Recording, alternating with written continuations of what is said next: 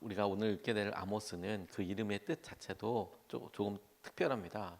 부담을 떠맡는 자, 짐을 나르는 자 이런 의미의 뜻을 가진 아모스인데요. 아모스의 이름을 따서 아모스서가 되겠습니다. 그가 말씀을 쭉 읽어보면 아모스서를 읽다 보면 스스로를 지칭할 때 자신을 목자 혹은 목동이라고 이야기하고 있습니다. 양을 쳤던 혹은 소를 키웠던 양사육자이거나 혹은 목자였을 거라고 자신을 목동이라고 그렇게 표현하고 있는데 동시대를 살았던 호세아나 이사야 선지자보다는 조금 더 연배가 많았을 것이다 이렇게 이야기합니다. 여로보암 2세 때 우시아가 통치하던 때에 활동했었고 이 아모스가 주전 8세기에 다른 선지자들도 요나도 있었고 미가도 있었는데 그 시대에 북이스라엘의 멸망과 그 북이스라엘을 통해서 남유다를 깨우기 원하시는 하나님의 말씀의 통로로 그렇게 쓰임 받았습니다. 오늘 말씀을 쭉 읽다 보면 여러 나라들이 쭉 등장하는 것을 보게 됩니다. 하나님께서 아모스를 부르시고 그 아모스를 통하여서 예언하게 하시는데 신탁이라고도 이야기하고 그들 가운데 임하게 될 심판에 대해서 이야기하시는데 여러 나라들이 등장합니다. 다메섹, 블레셋, 두로, 에돔, 암몬, 모압, 유다, 이스라엘 쫙 이제 등장하면서 그들에게 있는 하나님께서 어떤 계획을 갖고 계신지에 대해서 예언하고 있고 우리가 오늘 읽은 본문 말씀은 그 중에서도 유다와 관련된 앞서서 그 이스라엘과 유다 남유다 근처에 있었던 여러 나라들이 쭉 진행이 되온 다음에 끝에 무렵에 있는 유다와 이스라엘 이러이러한 죄 때문에 멸망하게 될 것이다 해서 유다와 관련된 이야기를 우리가 오늘 같이 읽었습니다.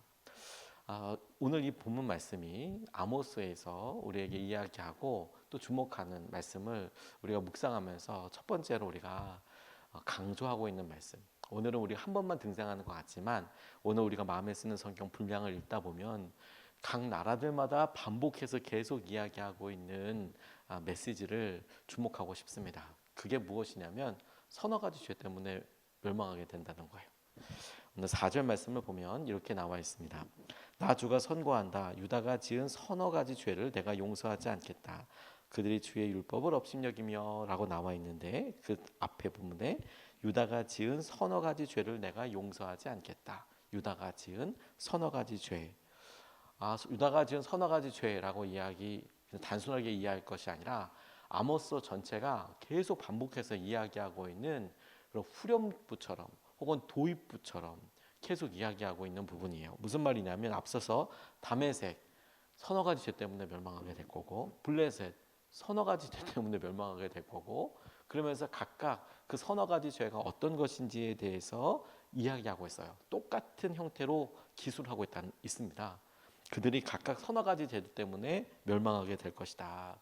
근데 여러분 다른 나라들은 그렇다 치고 유다를 주목해 보게 되는데 그들이 심판 앞에 서게 되고 망하게 되는 이유가 무엇이냐면 많은 죄 때문이 아니라 서너 가지 죄 때문에 하나님께서 그들을 멸하시겠다, 그들을 심판하시겠다라고 말씀하고 계시는 거예요.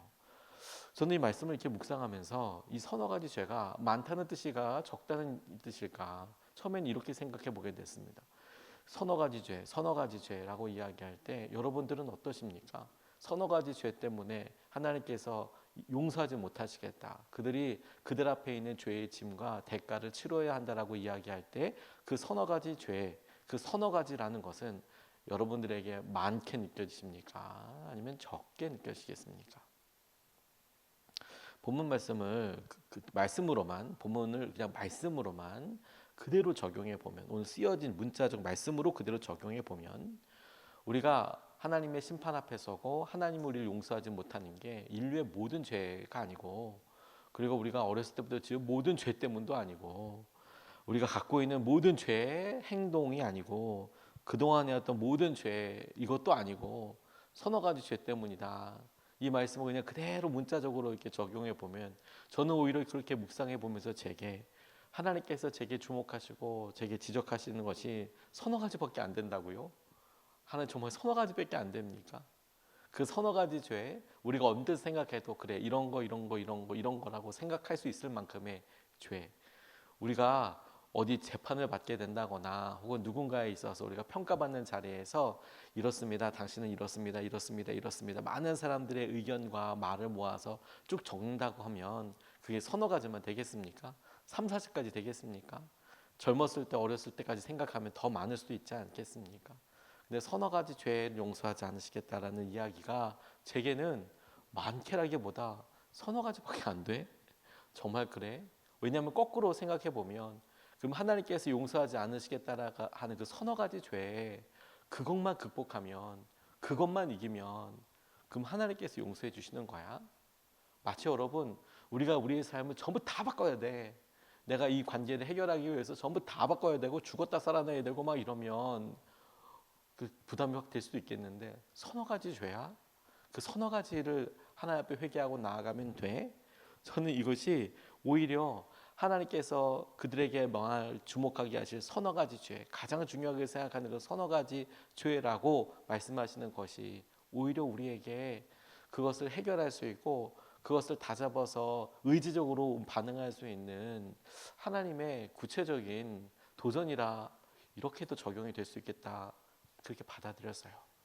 우리가 떠올리고 하나님 우리가 막연한 여러 가지 그것도 우리가 분명히 해결해야 되고 하나님 앞에 기도해야 될 일이지만 정작 하나님께서 우리에게 그런 모든 우리 인생의 죄와 상황들을 다루실 때 우리에게 떠오르는 그 서너 가지 죄 그것부터 시작하시는 것 같아요.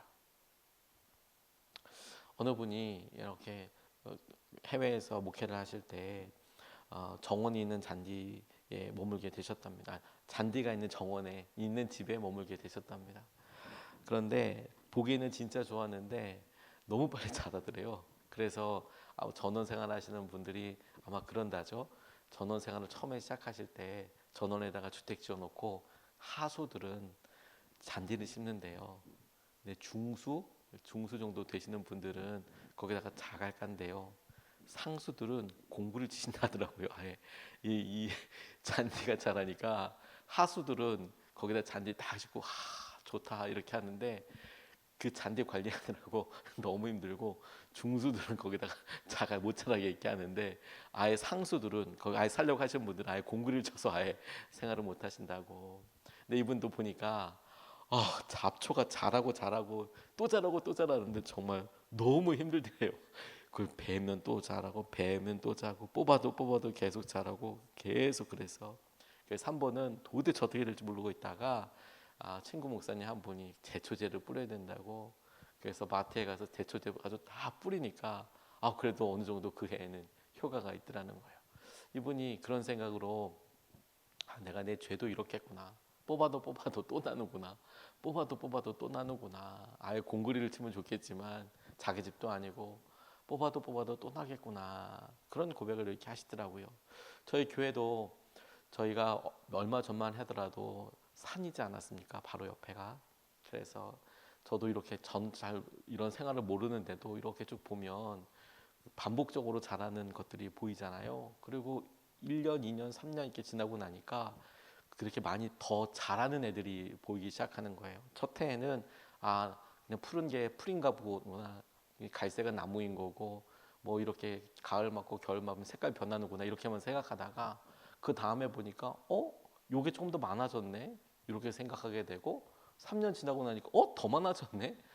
그 중에서 제가 볼 때마다 뽑는 애가 하나 있어요. 미국 자리공이라고요. 가만보면 걔네들이 너무 퍼지는 속도가 빠른 거예요. 그리고 한번 찾아보니까 제가 외래종에 대해서 잘 전혀 모르고 있다가 교회에서 이렇게 보다 보니 한 번은 처음에는 조그만 풀이었는데 시간이 조금 지나니까 얘가 엄청 두꺼워지는 거예요. 나무처럼. 잘라보니까 나무는 아니던데 너무 신기해서 자라보니까 외래종이고 외래 침입종이고 그 이름이 뭐라고 그랬는지 제가 뭐 프린세스 뭐 어쩌고저쩌고 하던데 이게 한 10m, 20m까지 자란다는 거예요. 저희 교회 건물 밑둥에서 이렇게 자라는데 놀라가지고 얼른 뽑았거든요. 그때부터 침입종 외래종이라고 하는 건 일단 자르고 본다 이런 느낌으로. 그래서 근래에도 저기 옆에 잘라놓은 거 전부 다 제가 잘라놓은 거예요. 저거 자라 있으면 계속 덮는다고. 엄청 많이 덮더라고요. 이번 여름에도 몇 번을 잘라냈는데 조금 지나고 나니까 와 정말 자생력이 강해서 또 잘하고 또 잘하고 또 잘하고 계속 그러더라고요. 그러니까 침입종이라고도 이야기하고 토종 식물들 다 죽이고 걔네들이 그렇게 막 무성하게 자라는 건 아니겠습니까? 죄가 딱 그렇다라고 싶어요. 서너 가지 죄라고 이야기하지만 정작 우리가 그 서너 가지 죄로 사실 이렇게 뭉쳐 있을 거예요. 우리의 상황과 형편들이. 근데 여러분 하나님께서 우리에게 너희들 서너 가지 죄 때문에 멸망하게 되는 거야 라고 이야기할 때 차라리 하나님 그것을 우리가 분명히 알고 주님께서 말씀하시는 것을 우리가 볼 수 있고 깨닫고 그것을 의지하고 넘어가게 해주십시오. 그렇게 기도하는 것이 우리가 오히려 도전이겠다라고 싶어요. 너는 모든 게 안 돼가 아니라 서너 가지 죄 때문에 너희들이 용서를 받을 수 없어. 하나님 그걸 우리가 알게 해주시고 우리가 그것을 뽑아내게 해주십시오. 그렇게 기도해야겠다고 싶습니다.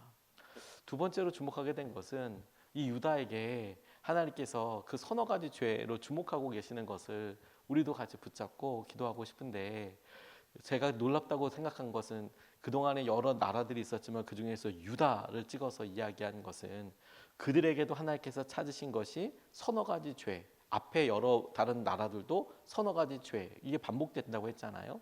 근데 유다 전에 다른 나라들은 하나님을 모르기 때문에 그렇다고 쳐요. 그 서너 가지 죄에 하나님을 모르니까 저들이 하나님의 용서해 주시지 않으신다. 그 죄에 대한 벌을 받게 될 것이다. 이 납득이 가고 이해가 되죠. 근데 유다는 하나님을 모르지 않잖아요. 그게 다르다는 거예요. 그러니까 다른 민족들은 하나님을 몰라. 서너 가지 죄가 있어. 그래서 심판 앞에 서게 된답니다. 아 그렇구나 안타깝지만 그렇구나라고 생각이 되는데 유다는 하나님을 알아요. 그런데 서너 가지 죄가 있어요. 그게 뭐냐는 거죠. 그러다 보니 아 주님을 모르기 때문에 망하는 게 아니는 거구나. 주님을 모르기 때문에 망하는 게 아니고 주님을 온전히 따르지 않기 때문에 망하는 거구나. 다시 주님을 모르기 때문에 심판 앞에 서는 것만이 아니고 그건 당연한 거고 유다를 보니 주님을 알아도 주님을 온전히 따르지 않기 때문에 멸망하는 거구나. 4절 말씀을 다시 보면 그 서너 가지 죄에 대해서 이렇게 구술하고 있습니다. 나 주가 선고한다. 유다가 지은 서너 가지 죄를 내가 용서하지 않겠다고 이야기하면서 그 서너 가지 죄라 주목하게 하시는 것은 그들이 주의 율법을 업신여기며 내가 정한 율례를 지키지 않았고 오히려 조상이 섬긴 거짓 신들에게 홀려서 그릇된 길로 들어섰기 때문이다라고 서너 가지 죄라고 할 것을 밝히고 있습니다. 그런데 그 첫 번째가 뭐냐면 주의 율법을 업신여겼다. 그리고 정한 율례를 지키지 않았다. 여기서 조상들이 섬긴 거짓 신들은 여로보암에서부터 시작된 베델과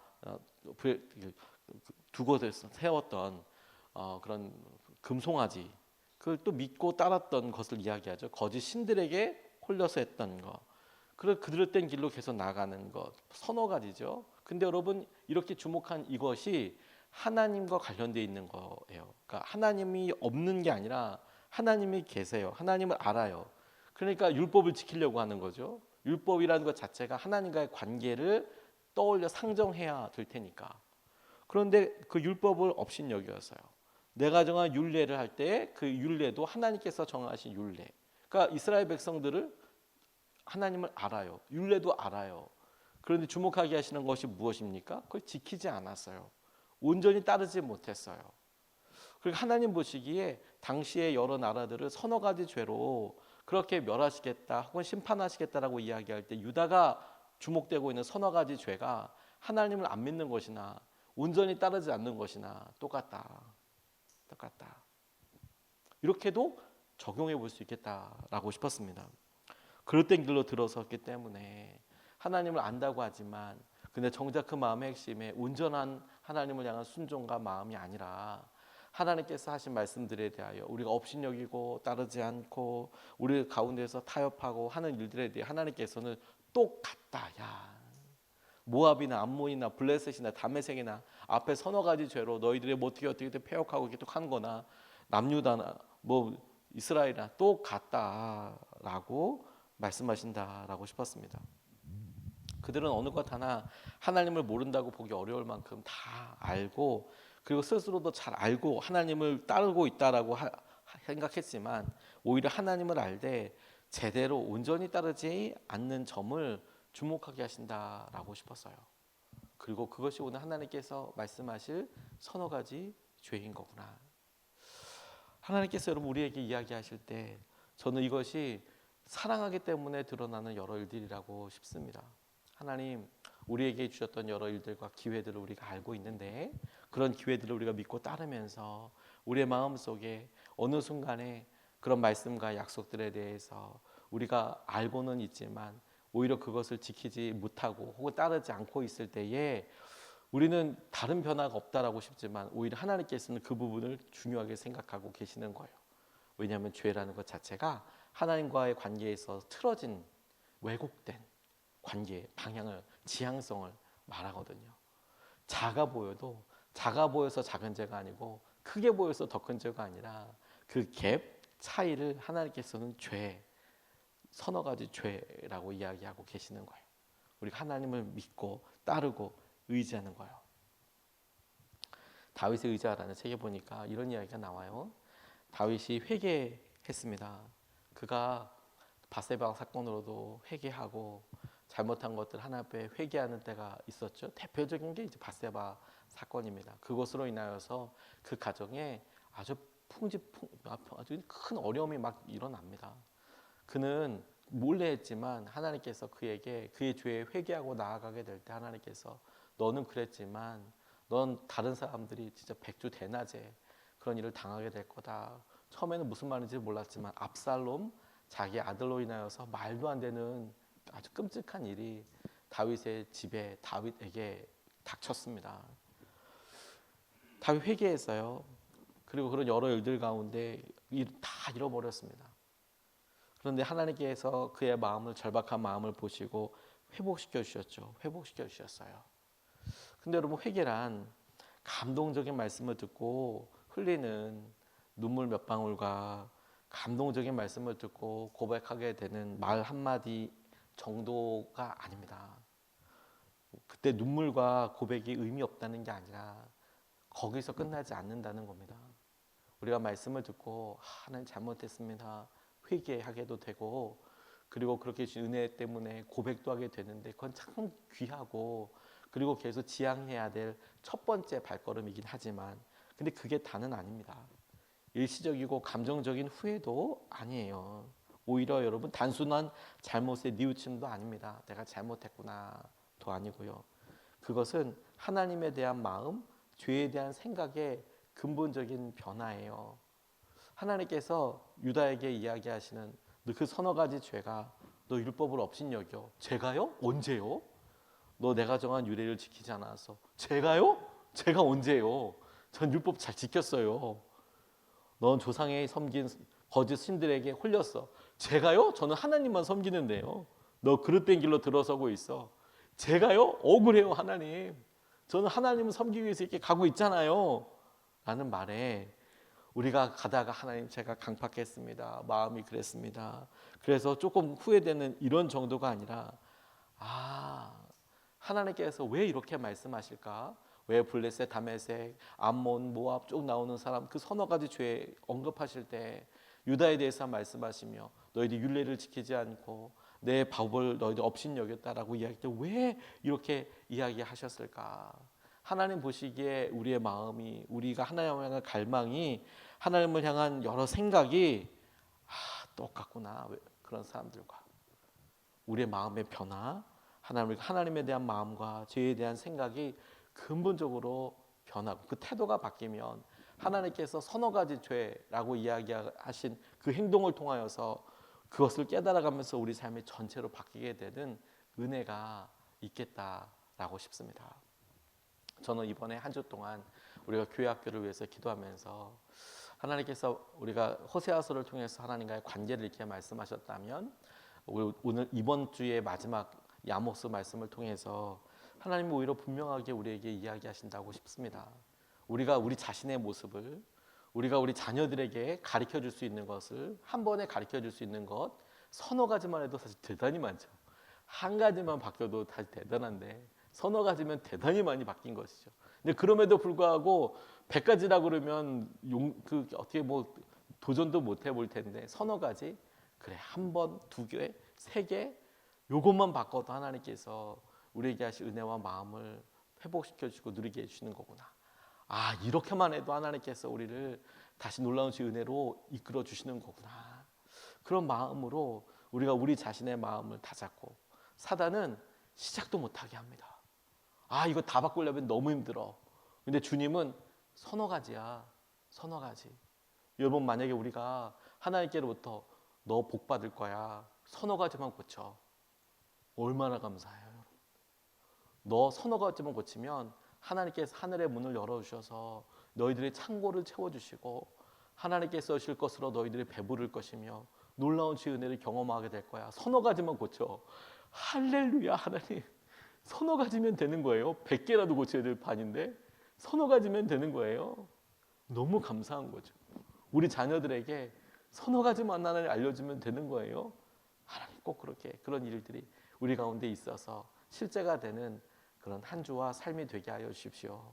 이렇게 기도하고 붙잡고 싶습니다. 오늘 두 가지 말씀을 같이 나눴는데요. 첫 번째, 서너 가지 죄 때문에 망하더라. 100가지가 아니고, 모든 죄 때문이 아니고 서너 가지 죄.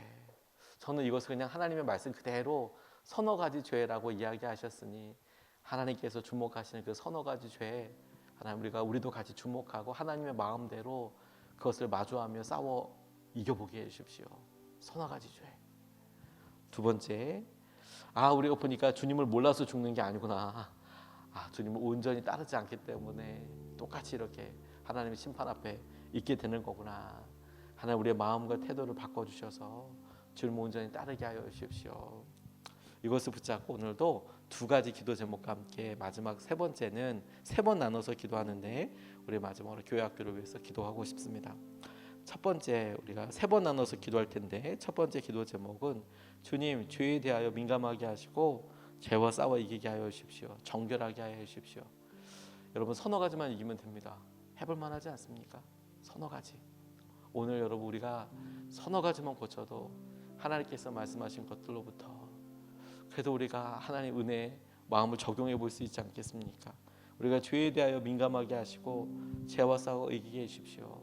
하나님께서 우리에게 주목하실 때 그게 100가지다 1000가지다 그렇게 당연히 하실 수 있는데 서너 가지라고 이야기하시니 하나님, 민감하게 해주시고 죄와 싸워 이기게 해주시고 우리가 정결하게 해주십시오. 우리가 첫 번째로 같이 함께 기도하시겠습니다.